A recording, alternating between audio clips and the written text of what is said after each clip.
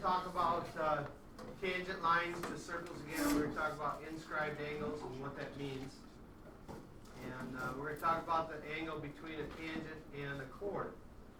On Friday, we talked about the angle between a tangent and a radius. Who can tell me what that angle was? Between a tangent and a radius to a circle.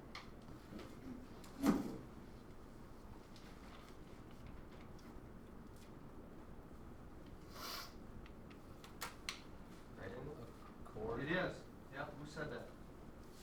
It's a right angle. If I had a circle and I drew a radius here, tangent to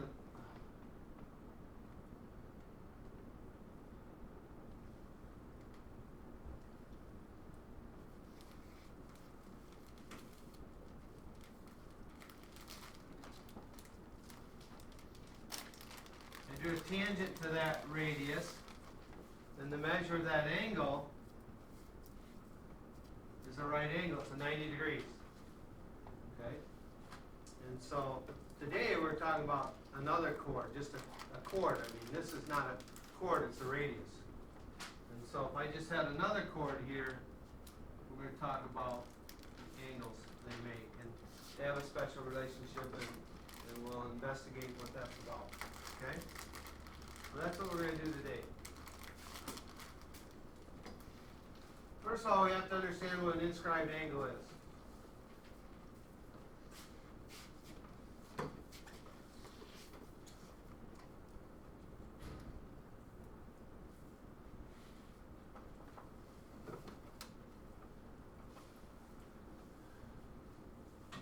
Any angle whose vertex is on the circle, whose rays or sides are chords of that circle.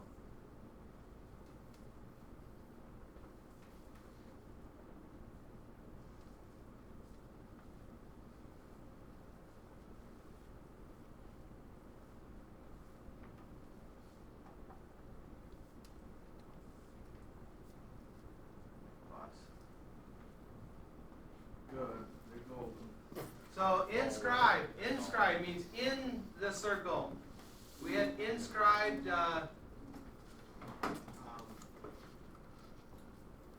with triangles not too many chapters ago. Today we're talking about inscribed angles.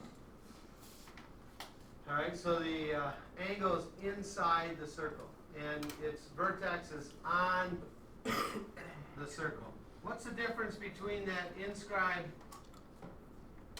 and this one here? What's the red angle? Why is it not an inscribed angle? It started with the vertex is at the center. Okay, so what kind of angle is it?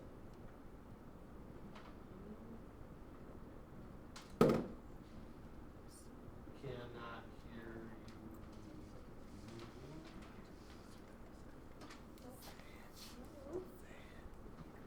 It's not circumcenter. What is it if the vertex is at the center of the circle? What kind of angle is it? Arc. Well, it creates an arc where it intercepts the circle, but so does the blue angle. That creates an arc also. Okay, you see, right?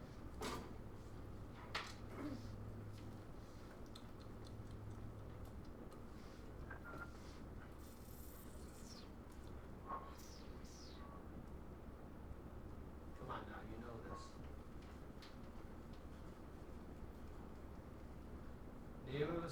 Name of an angle whose vertex is at the center of the circle.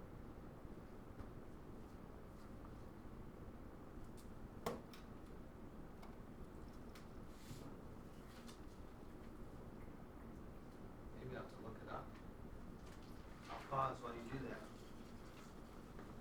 So Gavin, nice and loud, what do you say that is? Central angle of a circle. There you go. It's a central angle of a circle. I wanted you to be sure of yourself, not because I said be sure of yourself. I'm still not sure. Okay. So, If the vertex is at the center of the circle, it's called a central angle. When the vertex is on the circle, as in this blue one here, then it's an inscribed angle. Okay? All right. Intercepted arc. Intercepted arc is an arc created by the rays or sides of an inscribed angle. So if I move back up just a little bit, you see where the A is at. So arc AC is an intercepted arc. It's created by angle ABC.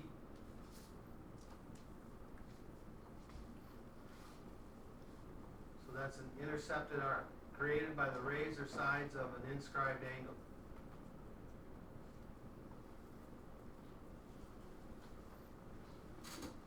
So it's this part of the circle right here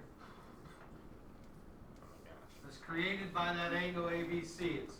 Think of that angle as sharp scissors, and it's cutting the circle here and here, creating this arc.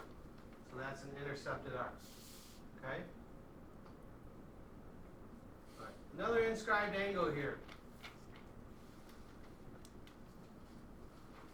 Angle ABC is inscribed. Its vertex is on the circle. The angle is inside the circle. Its intercepted arc is what? AC. Okay? Here's the intercepted arc. The intercepted angle theorem. Measure angle B is equal to half of measure of arc AC. So measure of angle B is half of this arc.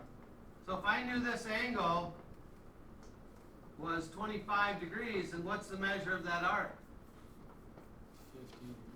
50 degrees. Okay? If I knew the measure of that arc was 100 degrees, then what would the measure of this angle be? 50 degrees. Whatever the arc is, it's always twice as much as the angle. The angle is always half as much as the arc. Okay? And so in words,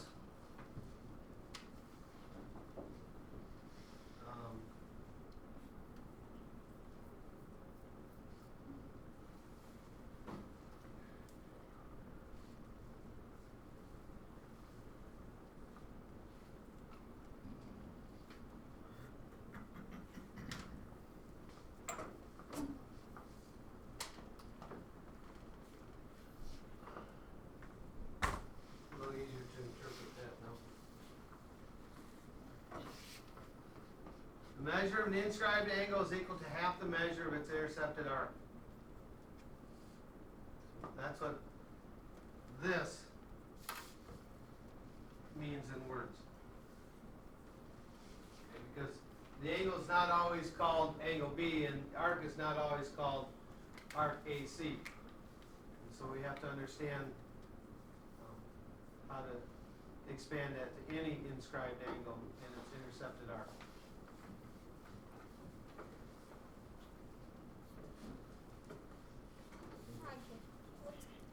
Corollary. There's two corollaries that go along with this. Okay? Oops, three. Must be I don't have them written out here in words.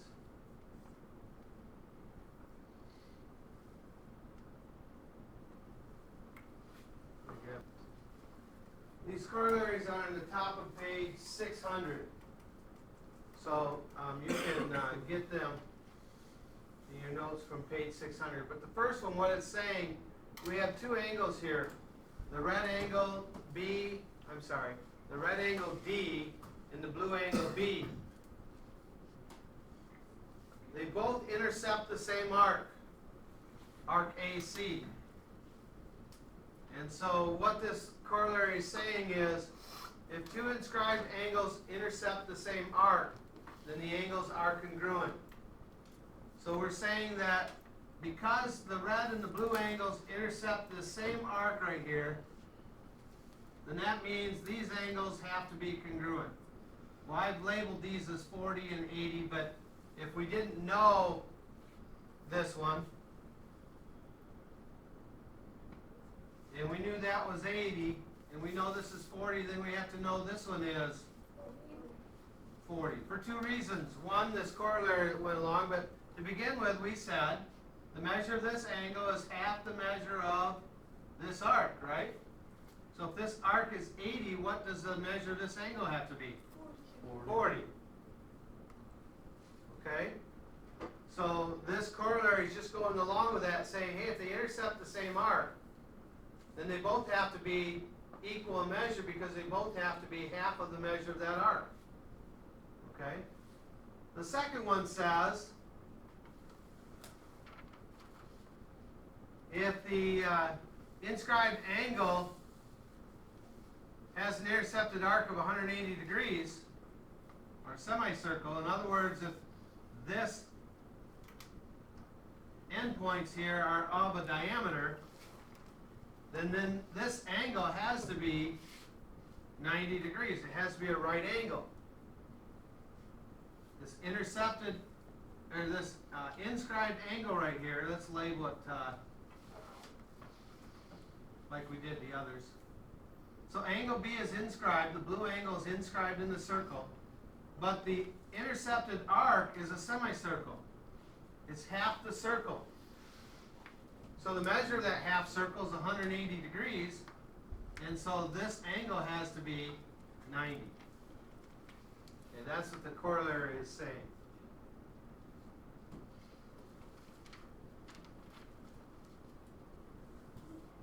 And then the last one here,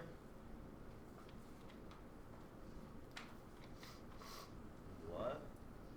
I don't quite have it labeled properly.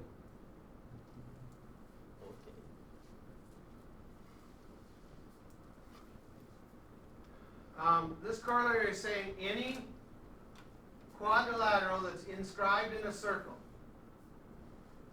Any quadrilateral that's inscribed in a circle. So here, in the blue, here I have 4 sides, a polygon with 4 sides, and so it's a quadrilateral. And it's inscribed in the circle. Every vertex is on the circle. Okay? And what this one is saying is that opposite angles, this angle here and this angle here, have to be supplementary. That's why I said I had it labeled inappropriately. I had one mark on both of them, but they're not equal. They have to be supplementary. Okay? Let's say the green arc has a measure of x. Do you agree with that? Then the yellow arc would have to have a measure of 360 minus x. Because all the way around the circle is a measure of what? 360. And so, let's say this was 270. Then the yellow one then is going to be 360 minus 270, or 90 degrees. Let's say that x was 100. Then the yellow one's got to be 360 minus 100, or 260 degrees. Because they always have to add up to 360. So if I'm looking at this angle here, its intercepted arc is the green one, correct? Yeah. Okay? And so the measure of this angle is going to be half of x. Do you agree with that? Okay? And then this arc, I'm sorry, the yellow arc is created by this red angle, which is opposite angles of the, in the quadrilateral, it's opposite angles of this black one here, right? They're opposite each other. Okay, and so the measure of that one would be half of what? Half of 360 minus x. Do you agree? Alright? And what do these two angles, I'm sorry, what do their two arcs have to add up to? How much is this one? 360. Yeah, this one plus this one has to be 360. And so, what we're getting at is these two angles have to always add up to, no, 180. Half of 360. Okay? I got a little bit lost in my thought there, but my example, I was creating an example out of something that wasn't set up to be an example. And I think it might create some problems if I finish it. So we'll look at other examples in a minute. The important thing to remember is that since we're talking about the whole circle, this part of the circle and this part of the circle make the whole circle together, then these two angles have to add up to half of a whole circle, which is going to be 180 degrees. So that means that opposite angles of a quadrilateral that are inscribed in a circle have to be supplementary, have to add up to 180. All right? And the same thing would go for, let me get a different color here. The same thing would go for these two angles. They're opposite. They have the same endpoints on the circle, and so their intercepted arcs would cover the whole circle again. Okay, this one over here would cover this much of it, and this one over here would cover all the rest of it. And so together we have an entire circle, so those two angles have to add up to half of that, or 180. And here's the theorem for the tangent line we were talking about. Tangent line intersects a circle exactly once. Remember that? Alright, so this angle between the chord and the tangent line is going to equal that angle C.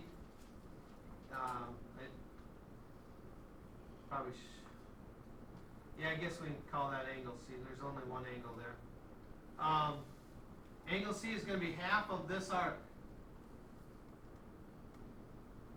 Okay? Angle C is going to be half of that arc.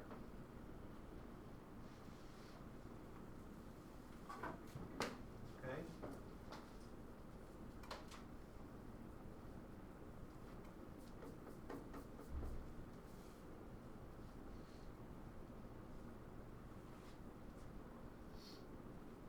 I'm going to read that to you. It says in words, the measure of an angle formed by a tangent and a chord is half the measure of the intercepted arc.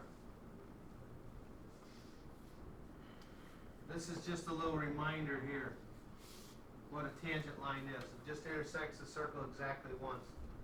And so if we have a tangent line that intersects at the end point of a chord, then this angle between the tangent and the chord is going to be half the measure of this arc that's created by the chord, the intercepted arc. Okay? So if I know this angle is 40 degrees, then that means this arc is how much? Louder? 80. 80. If I knew the arc was 100 degrees, then what's the measure of this angle? 50. 50. So the angle is still following the same pattern we had earlier. The angle is going to be half the measure of the intercepted arc. Okay? I'll make sure you have that in notes. So 2 or 3 days from now, when I ask you what's the measure of the angle between a tangent line and a chord, you need to be able to tell me it's half the measure of the intercepted arc. Anybody not done copying that? Right. Let me pick a couple examples. Pause just for a second. So in this example, they want us to find A, B, and C. Okay? They want us to find A, B, and C. And my A looks more like a 9. Sorry about that. Let me clean it up. Okay? So that angle's A. And so any hints on where we could start? What do we have drawn inside our circle? Quadrilateral. So what do we learn from that?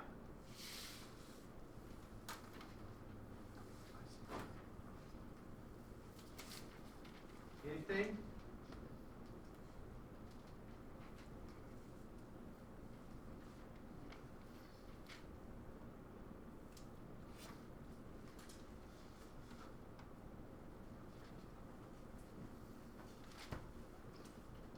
The opposite angles have to be supplementary. Opposite angles are supplementary, okay.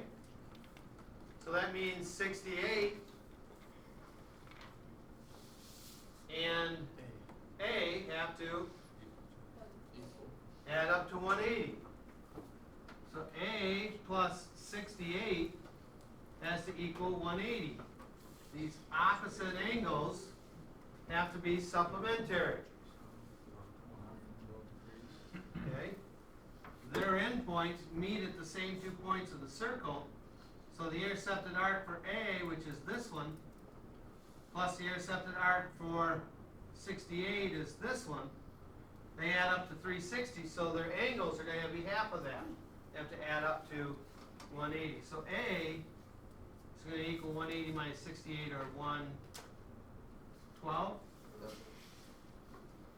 Okay, so A is 112. Does that help us any? Yes, Okay, and why? because you can use A to find, arc B. Okay, good. How do I do that? You do 112 times 112 times 2. Well, B is this little bit right here. I agree with your initial statement. We are going to use that to find B. But how you used it isn't quite right. So keep thinking about that. 2. Would arc B be half of it? No?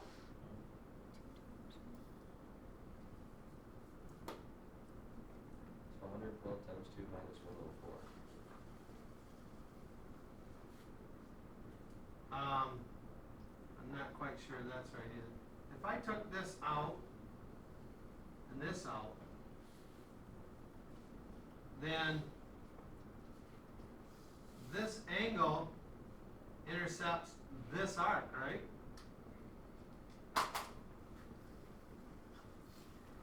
So. How much is that arc? Maybe 224 degrees, Okay. How come? because the inner arc is 112 degrees, and the measure of angle B equals half of the measure of angle AC, and that is angle AC. So you said arc, but you meant this inscribed angle is 112, so its intercepted arc has to be 224. And I think that's what Caleb was saying also. And so what you're saying is, if we just label this AC, that's what you were trying to call it. Yeah. Arc AC, the measure of arc AC would have to equal 2 times 112. Okay? Well, how do we get AC?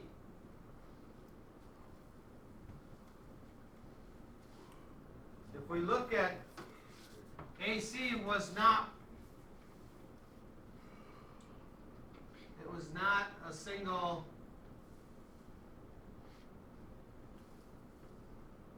arc, was it?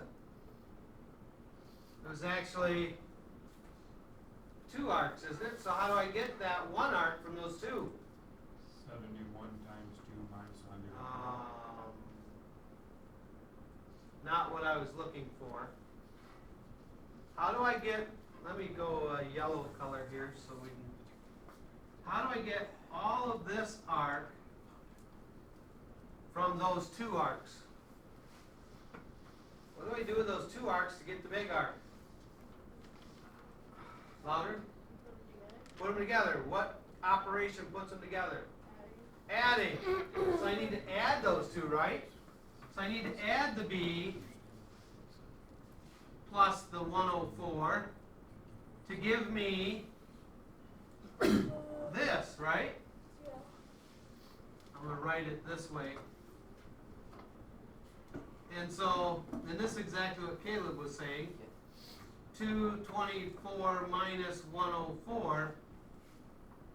So is that 120? So B is 120. Okay? B is 120. So, we got a lot going on here. I'm going to try to move a bunch of this stuff just over here.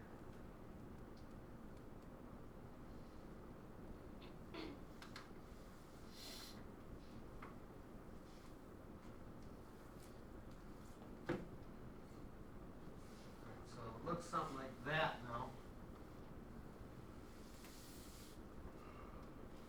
And we want to find C. So, Jacob, would you tell me how you think we might find C? Arc C? Yeah. 71 plus 71 minus 104, and the arc of C would equal 38 degrees. Okay, and if I set that up so people would understand how you started instead of how you solved it, how might I set that up? 71 times 2 minus 104. Can we go to 71 times 2 equals? He's saying 2 times 71 equals what? 104 plus C. Yeah. He's saying this angle creates this arc. 140. And I find that arc by taking this part of it and adding it to this part of it. So 104 plus C is going to equal twice of this angle. So you just do 142 minus 104. Yep. Right? And so this is 142. And so C is going to equal 142 minus 104, and you said that's 38. I would agree with that. Okay? So these problems, I picked a harder one, but these problems can get kind of ugly. You have to really take your time and sort through what they've given you and go from there. All right. Let's look at number 16. Number 16 looks something like this.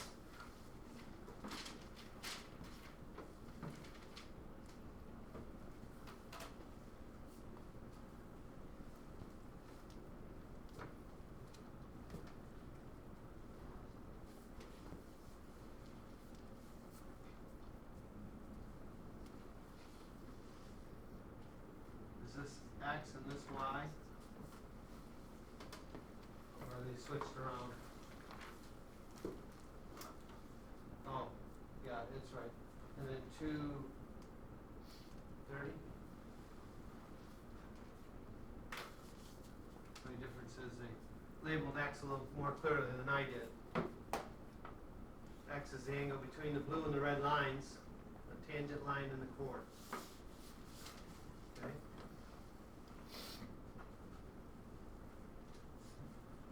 So how would I start that?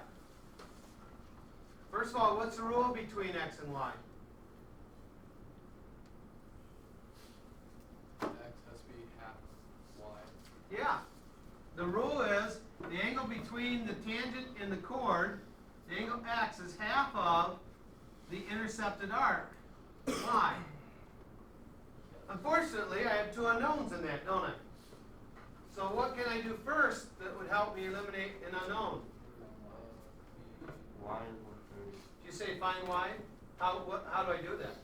And we've got the arc of the other side, so just 260 minus 130, then you get arc. Okay, nice. She's pointing out that I have the arc of the rest of the circle, and I know it to be 230.